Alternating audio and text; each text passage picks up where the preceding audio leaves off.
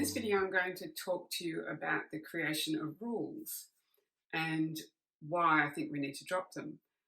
A funny story, when my son was 6 years old, I said to him in reply to a remark he made that there was a new school rule which said, "You can't say you can't play." I blurted out, "Rules are for idiots." And I thought, uh-oh, what did I just say? But that came from somewhere deep within me, and a real belief that I had. And the belief was that rules are only for people that don't know how to behave. Because why do you need to be told how to behave properly in society? And more than that, now we are seeing that rule breakers break rules. You can make as many rules as you want, but the rule breakers will continue to break the rules. We've seen it recently in the legal profession with sexual harassment and people that should, for want of a better word, know better. So I'd like to talk about how rules are created and why they are more powerful than any rule something external to you is going to give you. You see, we're born into families, tribes. We're born as these perfect beings, perfectly in love. We are so innocent. We follow our little desires. We do whatever we want. We'll throw a toy in a tantrum. We'll cry. We'll emote however we please.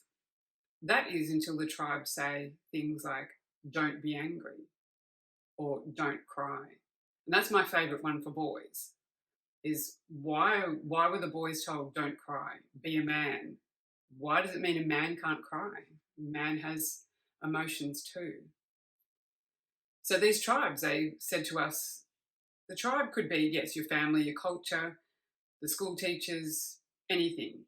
And these are generally things that happen between the ages of, say, up to about 9 years old, when we don't have the rational capacity to rationalize what's being told to us. We just sort of obey it. Why do we obey it? Because within the tribes we decide, oh, okay, I wanted to cry right then, but they said, no, don't do that. And if I don't follow that rule, then they won't love me.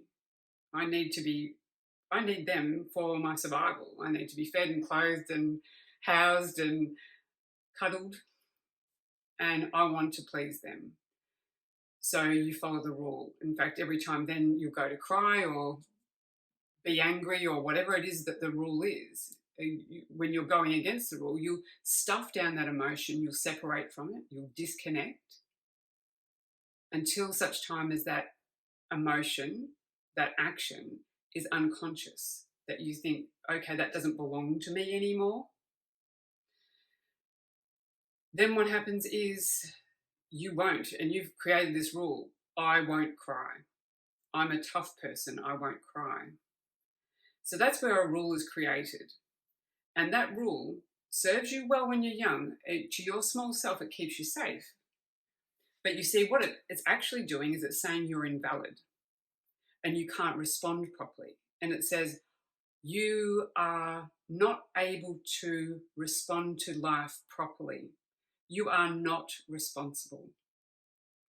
Now, this is fine in the tribe and when you're being cared for by others to follow their rules, but then you go out into the world. And when you go out into the world, you'll see, oh, people do cry here. That's not acceptable, says your rule. So you might get angry, or if something makes you want to cry, you might get angry about that. So what happens is you go in and you see your lawyer because you might be now a family law matter because you're reacting to the world. You might be getting angry for something that's really a natural response. And you're going to keep doing it until you've discovered that you've created this rule. And so what happens is the lawyer then takes your problem from you, whatever that looks like. Oh, my relationships, blame that person, blame my partner because they made me feel bad and I want to blame somebody else for this. It's not my doing. And it's right in a way. It's what the tribe did. But it's no use blaming the tribe. We've got to stop all this nonsense. We've got to stop blaming everybody and we've got to take back our own ability to respond to it. So what a lawyer could do, and I've said this before, is hand back the problem to you and say, oh, where's the rule that you created in this? You're feeling bad, you've created a rule. This is awesome because when you drop the rule, when you've located the rule and can drop it, you actually start feeling better because you've brought the unconscious into the consciousness. Now all of you is present. You see, what happens is parts of you are in timelines. So parts of you are actually living from the past. When you created a little rule in the past, that's your child speaking. No, you can't cry, wah, instead of the adult that you are now. So you're not living in the now. You cannot possibly live in the now until you've found those rules and dissolved them. So that's the point in the creation of rules. The rules have been created this way. You are reacting to them. Every time you feel bad, you have a rule present.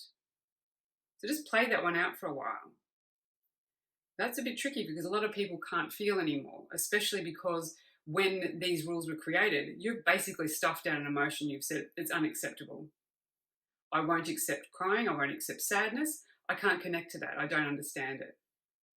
So it's another little part of this puzzle is learning how to feel, but we'll do that in another session, another video.